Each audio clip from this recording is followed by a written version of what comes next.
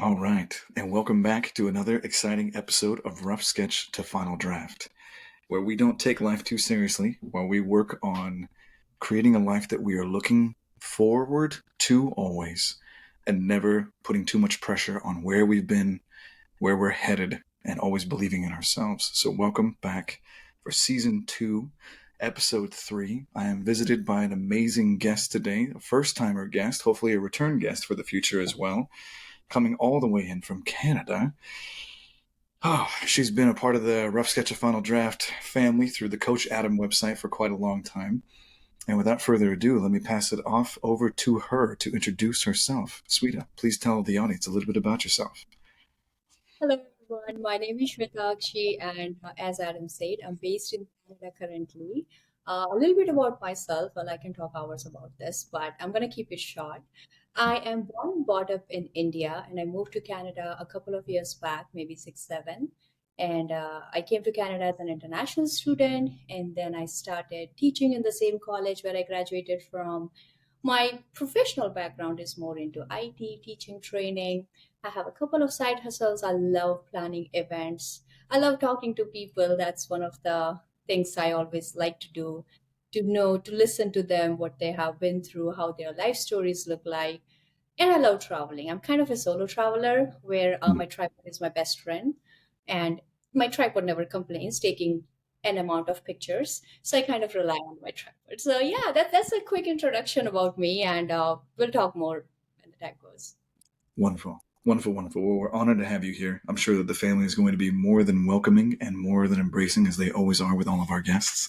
So we're honored to have you. And as we jump into this, as far as it goes, we usually get into some topics in a way in which we kind of alleviate and let the surface boil forth, to the top of life of what we've really been going through in our journeys and some of the challenges that we face and how do we face those. And some of that usually resonates really well with being able to give pieces to our audience that they can resonate with and identify with, and they can say, that's me, and I've been there. And we kind of figure this out cathartically while we see others who go through life struggles that we're going through. And how did they solve that? And how did they overcome those things? So, in your journey, as you were sharing with what you've got going on in your world and what you do and what you've done for others and how much you like to be present with others and how you have influenced others' lives, what has been one of the biggest takeaways that you started to strive for that set you on this journey maybe years ago? Maybe there was a moment in a cafe when you were having a sip of coffee and all of a sudden the universe's lightning came to you. When was that kind of awoken inside of you that this is what you want to do with your life? A lot of events like that occurred, but one of them was when someone was not kind to me and I decided to return kindness in back. That was one of the moments when I realized that when someone is not kind to you, it's not because they don't want to. Sometimes it's because they are going through a hard time, and we do not have to take it personally. So, professionally, personally, financially, I am an emotional person. I'm a sentimental person. I give a lot of weightage to EQ than IQ. Okay. Mm, And I realized I think kindness is something the world needs the most right now. More indeed. than anything else, we need to focus on how we are treating people. Before that, how we are treating ourselves. When I started practicing kindness, the first person to receive was myself. Love I stopped being hard on myself, thinking like there are milestones I have to, achieve. There are people I have to please. There are expectations I have to fulfill. So first thing was I told myself, it's okay. Just take that sip of coffee and breathe. It's okay. You are it. Mm. fine. Okay. You're doing just fine. And let's see how it goes from here. And that's how I started practicing it on others. But that was actually a life-changing moment for me when I decided to pick kindness over everything else. It's beautiful in the truest sense that genuinely IQ and EQ. EQ, I believe I'm with you and it resonates with us. I truly believe that anyone with the Coach Adam or the Rough Sketch of Final Draft, anyone that's drawn towards this. And if you're a first time listener, or if you're a long time listener in the future, who knows, 10 years from now, if you found this material, it's because you were drawn towards it. The law of attraction is always working in that frequency way so that you find what you are looking for. As Sweeta had said even before, her tribe, like you will literally be drawn towards what is meant to be drawn towards you, and vice versa in this universe. And I believe that EQ, to your exact point, and I think that it's paramount that everyone who's listening understands this as well and takes that away as a beautiful nugget for themselves of what you're saying, is EQ takes a level of intelligence because it also takes empathy, it takes patience, it takes logic and rationality, and puts those all in together to allow you to literally find a way to live. If anything that would be similar for someone in the Western sense to think about this too, is it's more of a stoic type of way of life. It's a philosophical way of living, to Yeah. put your thoughts and feelings first, right? And the thoughts and feelings of others before just the reaction ability about life. That's beautiful. Well, in that sense, when you're deciding what you want to do with your career, because you have your hand in quite a few things, which I was loving the idea about getting a chance to talk to you and share this story with the audience. What made you do the main profession that you started to head towards? Was that influenced by the idea about being kind to others? Was that fulfilling an inward heart's call? And then tell us a little bit about these side hustles as well. I'll start with this. I used to be an IT person. I used to have my own IT company back in India. When I was 22 years old, I started. And when I was 28, things happened. And in 6 years, whatever I have built, I had two options: either stay there, continue working on that, or take that one way ticket to Canada. And And I know leaving all those things was not easy, because along with that company, the more struggleful part was leaving my family back home, because I'm a very family oriented person. I want my mom and dad and my sister all the time in my life. And you won't believe, Adam, I actually talk to them 2 hours a day. When I wake up, when they wake up, we are on the call always and every day. So that's it's tough. But wow. when I came, I studied here. And during my entire phase of education, one thing I noticed was people look for help, but sometimes they are just too conscious or insecure to ask for help. And Mm, it was very friendly. I would, as a friend, say, "Hey, let me help you with your assignment. It's okay. I got this. You know what?" And then I started to see the changes in them, that they are more comfortable in asking for help when people are ready to understand that, okay, they are not having ego while they're helping them. And I liked it. mm, And yeah, I would actually give this credit to my professors and the management at my college, who saw that I can teach, and they were like, "Would you like to try this?" I'm like, I don't know. I have never taught anyone in my life, not even a 5-year-old kid. And you're asking me yeah, to teach college students, and you know how they are, and I don't know if I can be okay. But I gave yeah, the interview, I got the job, and then after one semester, I survived, they survived. So probably I thought, okay, this is good. But Adam, I was doing my job. I was loving it. I love teaching. I wake up every day happy about my job. But the right. first time a student graduated and called me after a couple of days saying, I got the job. Oh my Mm, goodness. And he thanked me. And to be honest, it was his hard work, which helped me him landed a good job. But he yeah, thanked me for all the support he got from me. And that's when I realized, maybe directly, indirectly, I actually helped a person making his or her life better, making their life better. And that's when it hit me, this is something I want to do for the rest of my life. This is something I'll never quit teaching, that's for sure. Even if yeah, I do my side hustles, it's great. But teaching is not just a job for me, it's more like a social responsibility, where I can be empathetic, I can be kind, I can teach students to set boundaries. I can mm. teach students to be respectful in their work environment, in any business they are doing. It's totally fine. But creating a positive impact in someone's life like you do, Adam, that's something I have on my mind every day.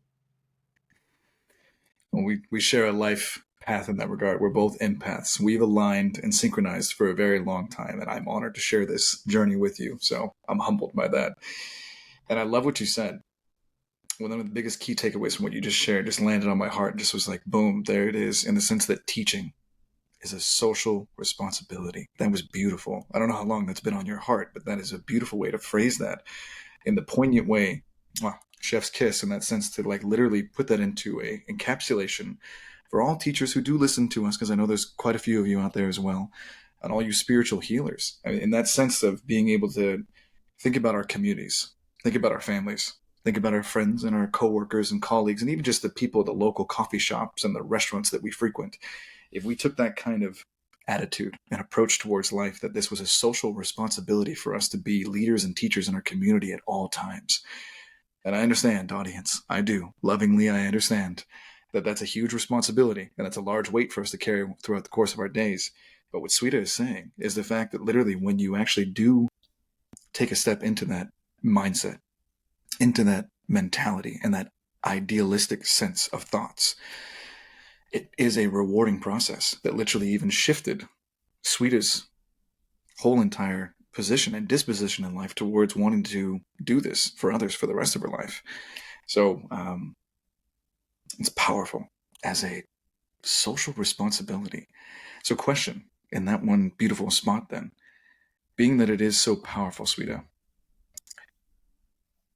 do you feel that there is something that is holding people back that maybe you might be able to enlighten on the whole entire audience in that regard?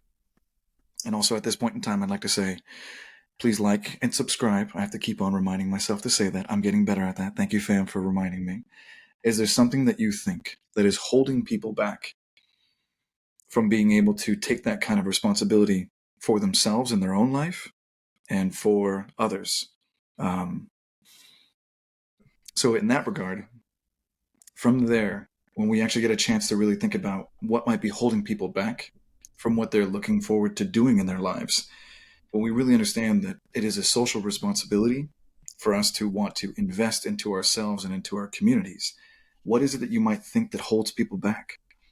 And maybe shed some light on that for any of our listeners, because in that regard, I'm sure that they might be stuck in that spot too, and anything that you found as a tool to overcome that might be able to enrich their journey as well. So please enlighten us.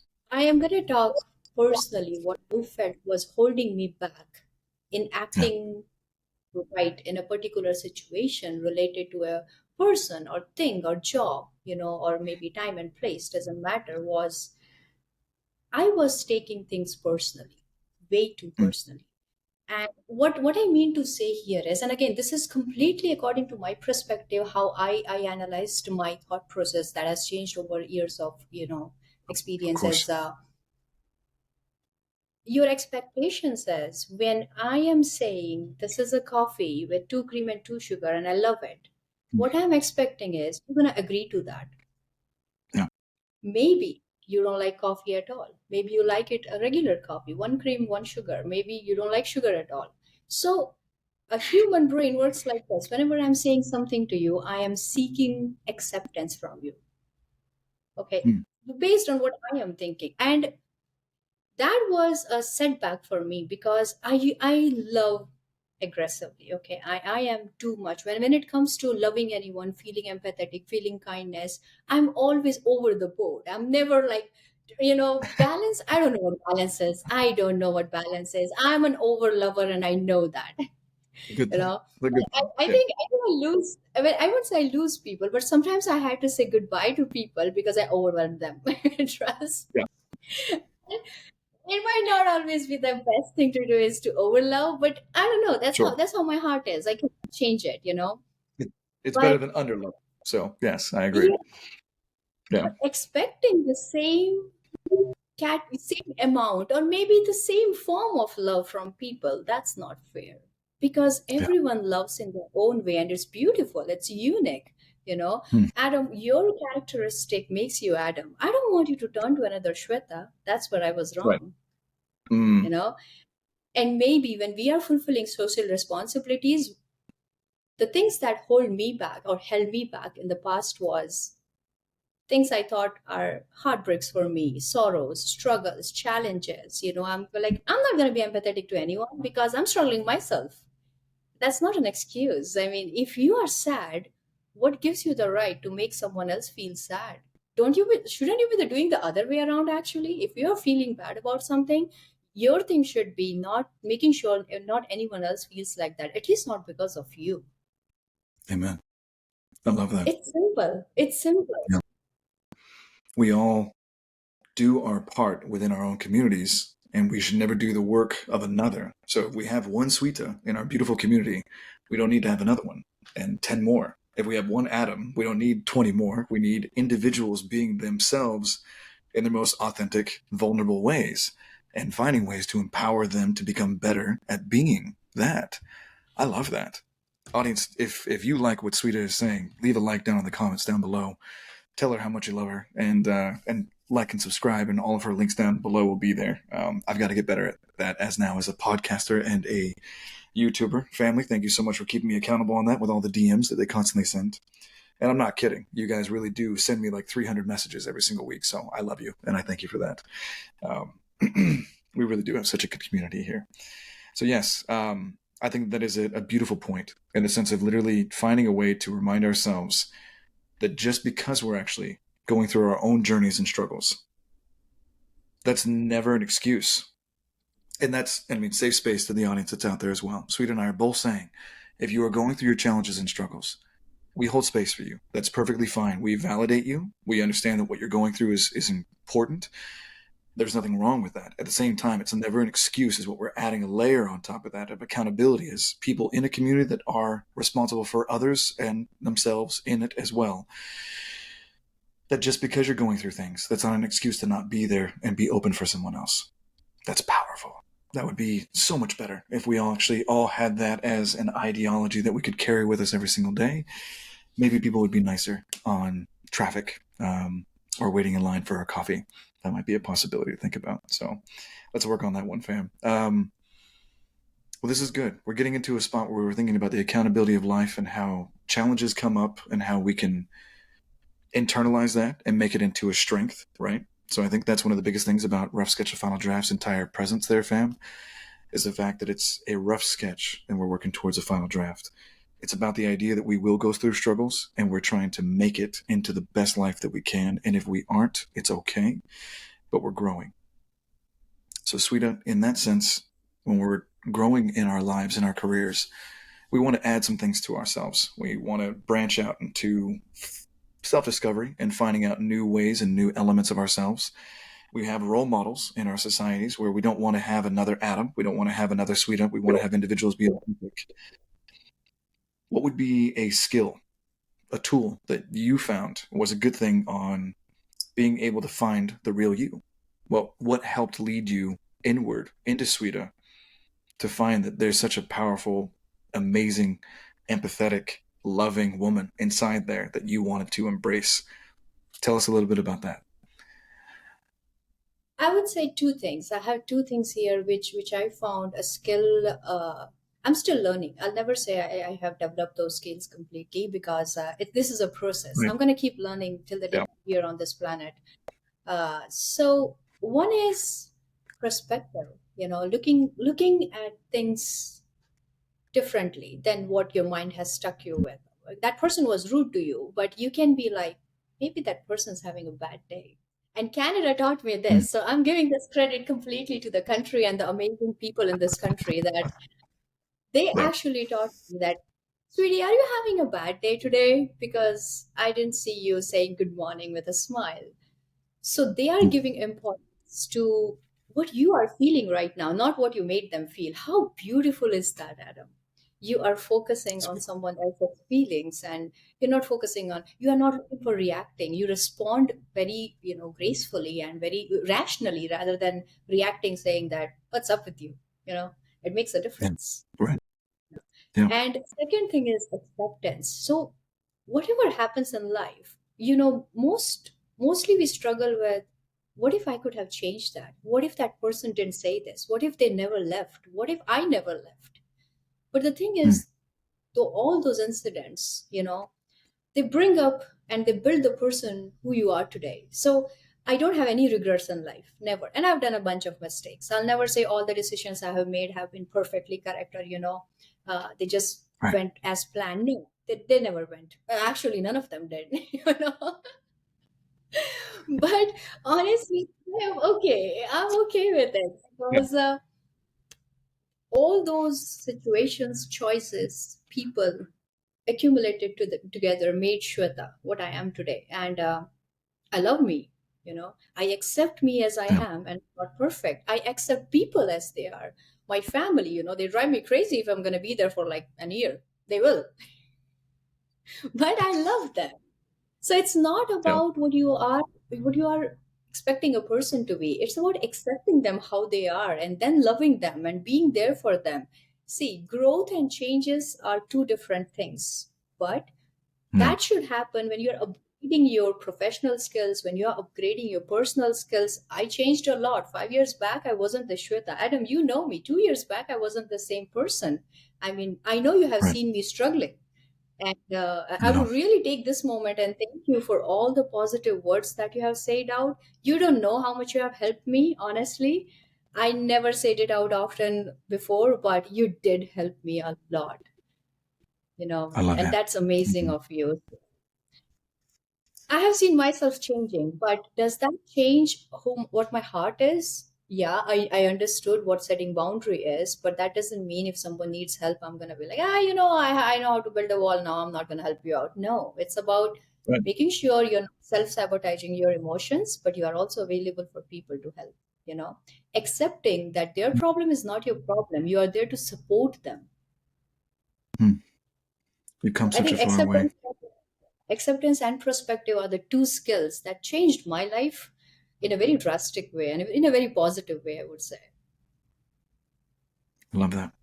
And the acceptance part is I would say, the renunciation of expectations on others. If we live with expectations of others, we have to be accountable that we might be setting ourselves up for a very challenging relationship with other individuals in every single circumstance. If we want them to show up a certain way, which would be ideal, perhaps, maybe we have good intentions. We want people to be their best.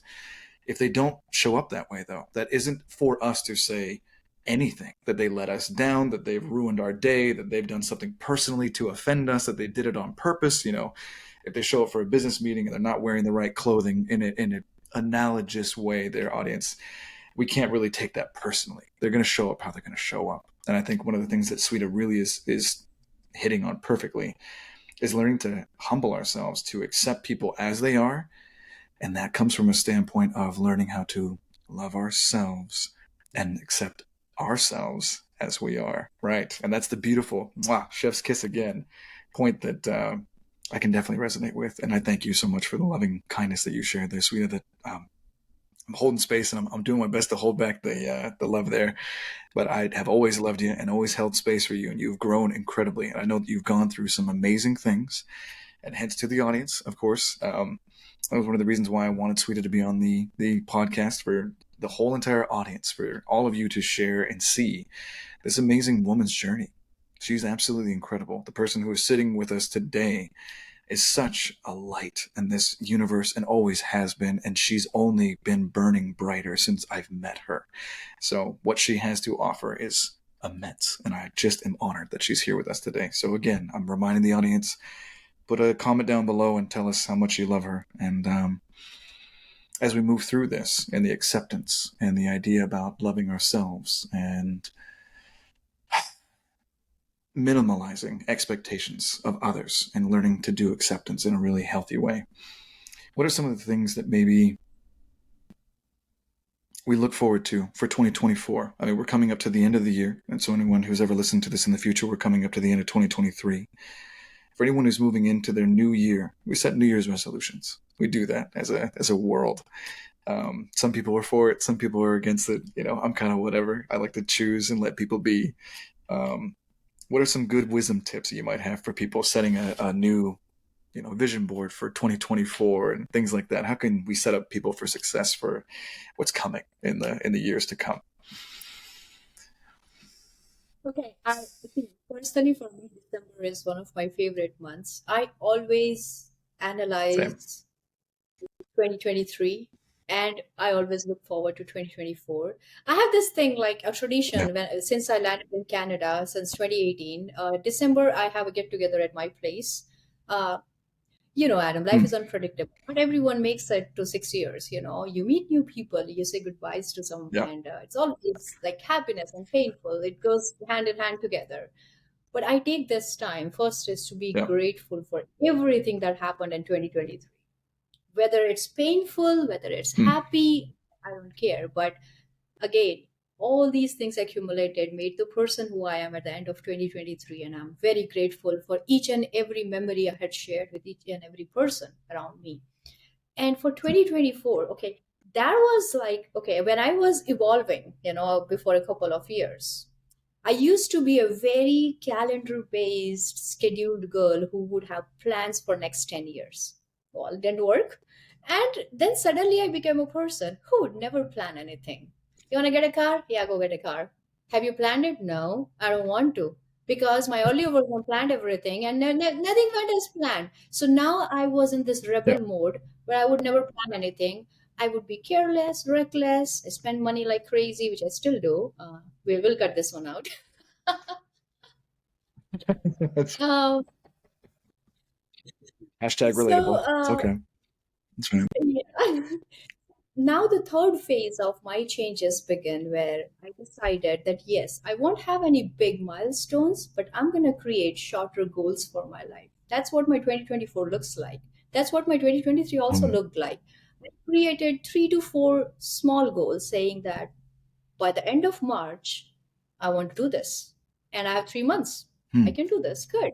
And it's a short one. Don't try to, uh, again, I'm not talking about limitations. Sky's the limit for Hmm. everyone. But for myself, I don't try to over pressurize me. I focus on small goals, but Adam, consistency and discipline is the key here. Hmm. Working on any resolution, fellas, always remember you have to do it every day. And you know what they say? Yeah. The simple things are the toughest one to do. So it's Yeah. simple things. Waking up, replacing your coffee with something healthier, it's very simple, but you have to do it every Yeah. day. Going to that It's quite gym, true. oh God, yeah, I'm still struggling with that Oh, one. But Adam, your posts are motivating me to be more regular in gym, and I'm gonna try my best. here we go. There we go. The struggle is real. That's right. That's right. It's such a worthy goal. Keeping to the small things end up becoming big things, right? And it was actually Sir Arthur Conan Doyle, the author of a couple amazing characters, but the one most notable is Sherlock Holmes. And he said, "Only to the tiny mind are tiny things not important." So it's interesting in the fact that he was able to understand that those who only think that things in life that are small are insignificant, that's a tiny mindset. Because tiny things become big things, and big things become our whole entire lives. So you're absolutely right. I love that though. And did I hear you correctly? Just for the sake of the audience as well, and for myself, to reiterate, you created chakra goals for 2024? Is that what you said? Yeah, so it's gonna be short-term goals, as in like I'm working on a side hustle, and by April, before my birthday, I have some specific target I want to do, and I'll be like, okay, I'll do it. So I have 4 months. I'm gonna work accordingly, and before my birthday, this is my birthday present to me. So you work hard for your birthday presents. So that's what I treat myself. I reward myself with everything I do. Yeah. I love that. Okay, I think for the audience that's just fantastic. Shotgun goals, fam. Okay, we're gonna have that be new content. Shotgun goals for 2024, and we're gonna move forward with that. This is all now being credited and copywritten to Sweta. Shotgun goals 2024. Okay, so that means that you can make micro goals. So that's kind of in line with the entire rough sketch of final draft. We're talking about like literally instead of choosing to write a book, what we're saying is create a chapter, right? Create chapters, and maybe eventually it'll become a book. So shotgun goals, right? I love that. I really, really love that. Well, I knew that having our conversation today was going to be absolutely enriching. I didn't know exactly how far it would get into some of the details of getting a chance to resonate with one another. Though I always knew that when we finally did get a genuine chance to connect, because we've done this through Instagram a few times where we've chatted and we've sent each other voice messages and messages written wise, we never actually had a formal conversation. I knew that we would resonate, and I'm just touched and humbled by today's um, resonance, the alignment, the synchronicities that we have. I honor you. I really, really do, and I'm so grateful for you being on the show today. Um, I would like to take and this again, time to thank you for, letting me come here, talk to you and to the audience. So this is amazing, Adam, what you're doing. You're creating a good difference in this world, and that's what I just have one milestone in my life, a long-term milestone. This is it, to create a good difference before we leave. That's the legacy I want to leave behind when I leave this world. Even if I have changed one person's life in a positive way, okay, I don't have the capacity to change anyone's life, but help them to change their life in a positive way. That's it. I'm good, you know? mhm, there we go. We can't ever do the changing for them, but we can hopefully walk with them side by side, sit on the bench with them, whatever it is, and let them change their life, but be a part of that change. I'm with you. Absolutely with you there. Well, let's dive into some other things. Let's as I'm doing my best to hold my heart back from all the love that you just shared there. So grateful for that. Let's dive into a little bit about what it is that you do when you're writing, because I know that you blog and things like that. And these are even things that I want to know, but I'm sure that the audience is going to want to know more about that, to even learn to follow your content and to be a part of your journey as well. So share with us at this point in time in the episode and let us know what it is that you do. Love to share that. So writing is like, I love poetry. I'm not a fancy poet, first of all. I cannot use very fancy vocabulary with like words where I actually have to Google when I'm reading it. I keep it very Oh, simple. I write what I feel. I love writing. I love journaling. And the first time I ever journaled was when I was 13 years old. And if you remember hmm. the Second World War story, there was a survivor called Helen Keller. She was journaling her life story, and I read her book. I was touched, and that's when I decided I'm going to journal. I'm going to write things. And wow, I those books are amazing. What I have written, they actually specify what exactly I'm feeling at that point of time, and Yeah. it helps. And also, people going through a breakup, just write down and burn it off. No, that doesn't help. I'm Mm, kidding. yeah, Don't burn it off. that's Don't right. burn it off. Don't Writing burn it. does Yeah, help. save it. Anyway. Yeah. Yeah, writing does help. And my poems are basically about the wonderful people I come across, or maybe sometimes about life, how it's moving. And whatever I feel, I write. I love it. Actually, the good thing about writing is I never sought validation from anyone or recognition from anyone. I solely do that for myself. The first Yeah. poem I ever wrote was for my mom when I was in fifth grade. It was a very silly Oh. poem.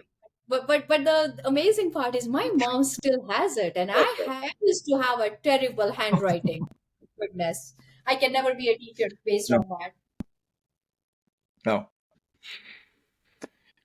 So your mom still keeps the poem. That's incredible. So it must have been on the refrigerator for years, and now she still holds it near and dear to her heart. That's adorable. That's absolutely adorable.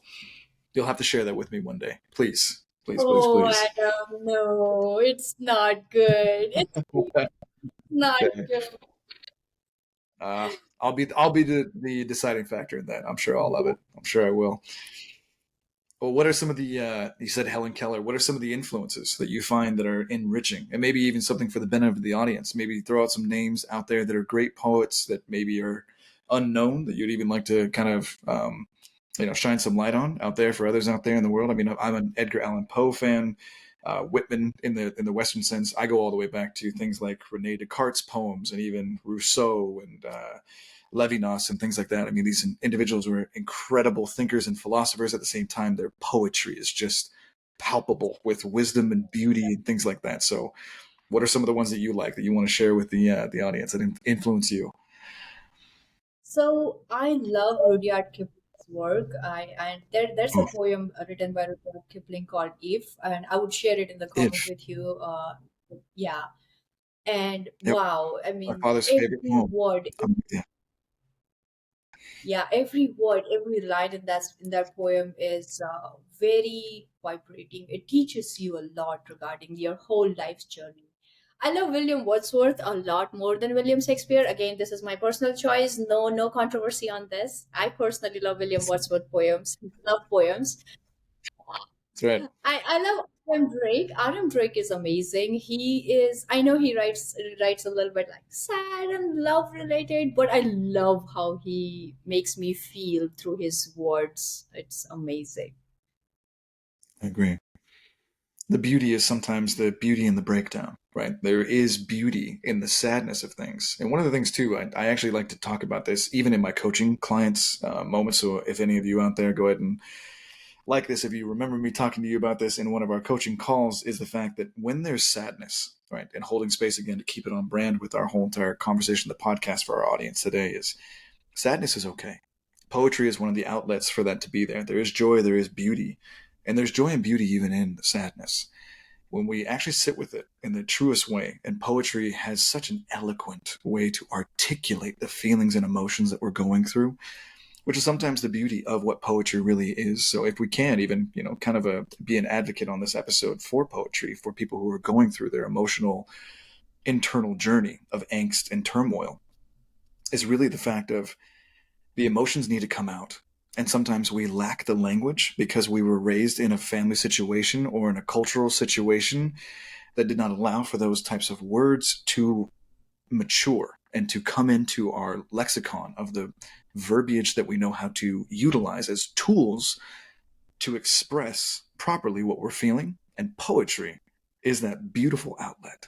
It does that with us for these feelings that other human beings have felt. So it's both cathartic. There's an empathetic moment that's taking place when you're reading poetry as well, because you're able to empathize with the actual author as you're feeling that this person feels what you feel, and the way that they can articulate it and bring it to life is in such a beautiful way that you wish that you could have, which allows you finally to let it go and let the feeling loose. And it might be sadness, it might be loss, it might be grief, it could be joy, it could be beauty. And poetry allows for those vessels to be there. And I know that it's one of the things that Sweta does. And it was one of the things that I wanted to bring to the audience for this episode as well, to let them know that poetry is a beautiful outlet for the healing of the soul. Learn how to do it. Don't be ashamed. Get a notebook, start doing it, scribble some things down, figure it out. Look at haikus, figure it out, put down your emotions. Sweeta was brave and amazing, has been doing this since she was a child, and her mother loves her first poem. So that's encouraging to us all. I'm sure that it is an amazing poem, and I will get it one day. I will. I will get that from her. I will. I'll let you know, fam, whether or not I love it or not, and I'm sure that I do. I won't put it on blast. We won't put it out there on the social media, but I'm sure it's incredible. But find a way to start getting in touch with your emotions, and it's one of the things that I help my clients, just to wrap it up, is to journal their emotions. And typically, even when you actually ask clients to start journaling their emotions, to start being real with themselves and authentic, because it's different to look at it on the page. Can you agree with that too? That once you actually have your thought and it's on paper, it's different, It is. It is. So this is right? where the perspective things came into the story in my life. Yeah. Sometimes when things happen, you are feeling it very strongly. And I get it. It's very normal. First of all, audience, you have to understand that feelings, it's important to feel things. Please don't overhype it. Like, I'm feeling sad, I'm feeling angry. It's okay, it's just a feeling. It's like feeling hungry. You don't every time freak out when you're feeling hungry. What do? Work on the solution. You cook or you just order something like me and you eat, you Right. know? Yeah. It's as Or simple go to the as gym. yeah, it's as Yeah. simple as that. So when I started reading how I felt about a particular situation, a particular person, I was like, Shweta, don't you think you went a little bit overboard? I mean, I respect your feelings, but try to look at it in a third point of view, and you might not see the entire story because you were clouded by your emotions. And I mentioned this in one of your posts lately, that your Mm. judgment is a judgment, but like maybe seeing things the way it is, it's always clouded by the amount of emotions you are feeling at that point of time. And hey guys, I am an emotional person. I always give priority to my emotions first. But at the same Mm. time, try to look the things as the way they are, not as what your brain is thinking, you know. Sometimes they Amen. are not the same thing. Correct. What we imagine, even though we want to validate that, is not necessarily always in line with the realities that we find ourselves in. And that's the truest part about the journaling with poetry. And it's interesting to just wrap up that point is that when they started actually writing down their emotions, they started to write it in poems. I mean, just you'll think about it in the fact of whether or not people think sometimes that they're artistic, or whether or not they have musical abilities, or whether or not they're poetic. If you just try, I, human beings are creative in general. Whether or not it's doing makeup in the morning, putting your curly hair together, like this whole entire mess that I got up here. If anyone of you are watching this or listening to it, watch the audio and watch the video from that side. You'll see what I'm dealing with here. But curly hair is a mess, right? But I mean, we're all creative in our own ways.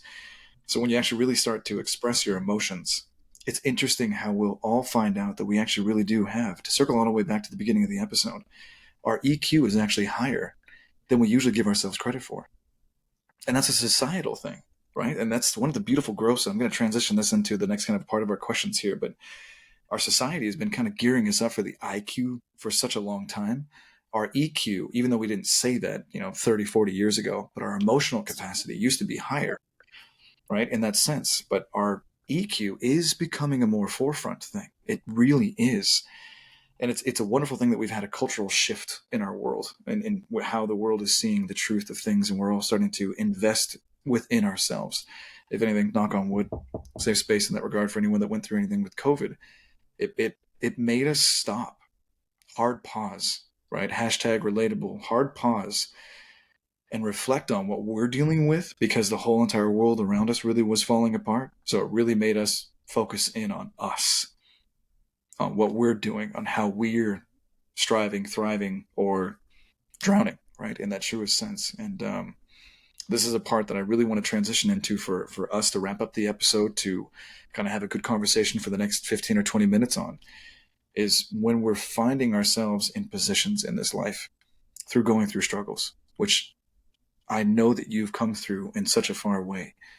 What are some of the things that others can really hold on to when things around them are maybe at their most distant, that they're at their darkest? Things feel like they're far away, right? They're at their distant, and things feel like they're the darkest. There is no light, it seems like, of what to do. What are some of the things that you found within yourself? That, as I had mentioned before, that you're such a beautiful, bright light in this universe. The world needs more of Sweta. They do, they do, they do. I just love you and honor you so much. How did you find that light? And how did you kindle that light? And then what did you do to find the strength from within to get through the things that you've been going through? A couple of stuff, okay, in that. Prayers. I believe in God. I'm a believer. So I think my biggest strength was prayer. I asked God that, okay, I'm not able to see the bigger picture. Okay. I am Yeah, not just, there's a metaphor saying there's a light at the end of the tunnel. But the yeah, phase I have been through, there was no light. The tunnel end was actually clouded by rocks. So not only I have to walk in darkness to the end of the tunnel, but I have to remove each and every rock hand by hand to see that light. And I didn't even know if there was light outside. But I asked God that what you need to do is two things. First of all, make me believe that there's a light. Okay.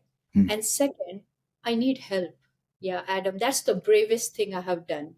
I said it yeah, out loud. I can't do it alone. I cannot survive this. I need help.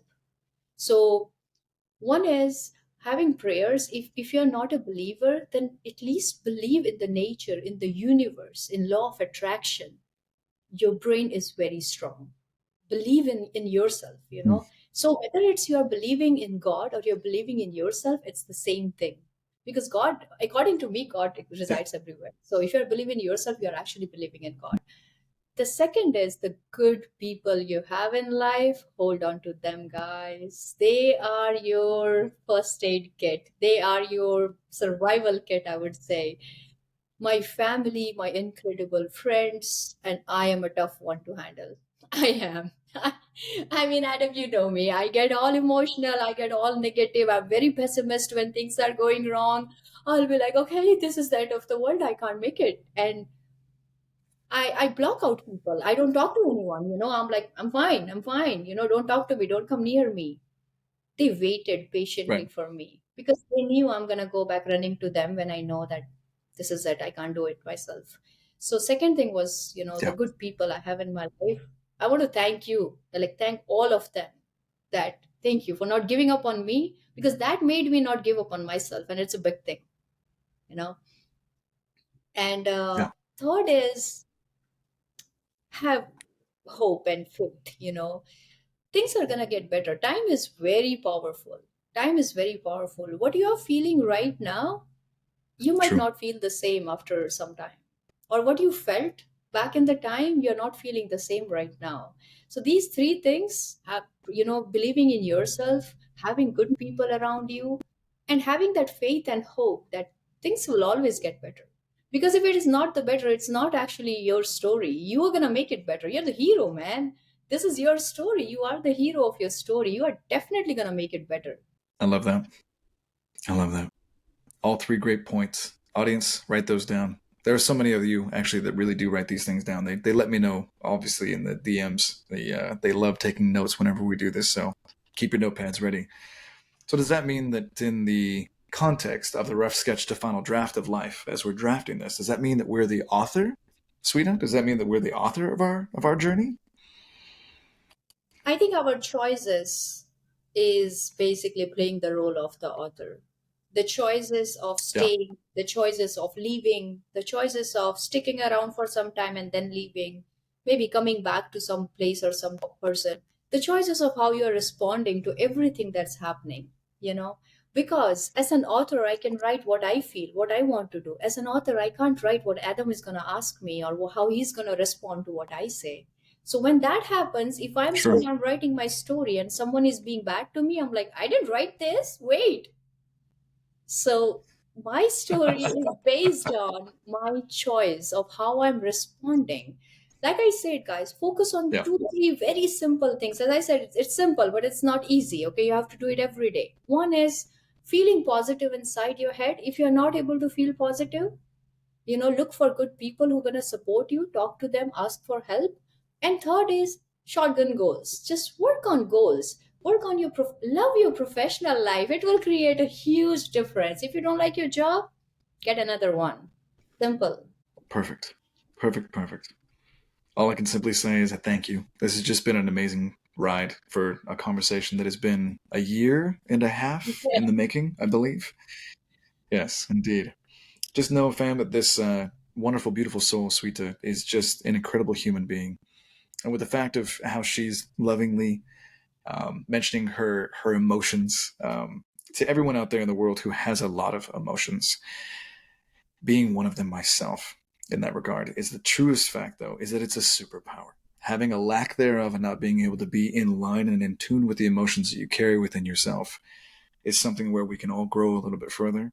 Sweeta is being very fun today, and she's being humble. She's an amazing human soul, and I love how much emotion she has. And I'm sure that everyone else in her family that she was just mentioning, and all of her friends that were waiting for her, love her unconditionally. The fact that she has such a big heart, and it's true that if you really want people to have genuine connections and genuine friendships, genuine partnerships with love and interest and things like that too, um, having someone who has too much emotion can never be a bad thing. It's the lack thereof, which is the opposite.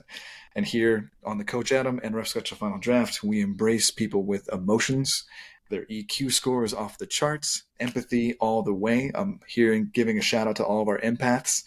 Sweeta is an amazing empath, and with my final notes, again, I'm just going to remind this amazing audience for I think the third time I've done a good job. Keep me honest here, fam. I did say like and subscribe a couple of times, so I've said it enough. Like and subscribe, share with a few family friends. We love you. Find us on Apple Podcast, find us on Spotify. And Sweeta, do you have any final words for anyone else before we wrap this up? One thing I want everyone to remember is never give up. Okay. You cannot give up. This is not your story where you give up. kindness to yourself and everyone else is very important. It's mandatory, it's not optional. I don't know why people say that having a good heart is optional, or when they I would like to add one thing here, Adam, is when someone is kind, people treat them special. But according to me, it's normal. Hmm. It's how the normal should look like. you know when a guy Right. opens like a car door for me, like, oh no, that's how normally it should look like. Again, no offense to anyone who believes that opening a car door is not okay or okay, I don't care. For sure. I'm saying according to my perspective. Yeah, it's normal. Correct. Being good, being kind, being positive are normal things. And helping each other grow, guys, it's magical.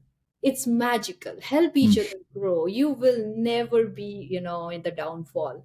So just give your support to people. Just ask for support from people if you need them. And if you have no one to talk to, I'm always here. I say this to everyone, to my students, to my friends, my family. I'm here. I will be a good listener. If you want to sit down and be quiet, okay, I'm here. Let's just be there. There we go. So yeah, and Adam, I would like to take this one moment and say thank you to you. And audience, I want to know that I never knew Adam personally, but I have been through a very dark phase in my life. I don't know, he's like God sent guardian angel for me, where he just showed up out of nowhere. And the messages he sent me, it made me see my worth when I couldn't see it. And it makes a big difference when someone sees a light in you and you feel like you are in black hole right now and you can't see light for millions and millions of light years distance, and someone would come along and just say that you got this. And I actually believed in his word. I don't know why I believed him, but he was right. I got this. So, Adam, thank you so Told much. Thank you for that day, and thank you for today for helping me, or coming up with this thing and having me here. It's a great honor. Thank you. I look forward to meet you in person. That's for sure.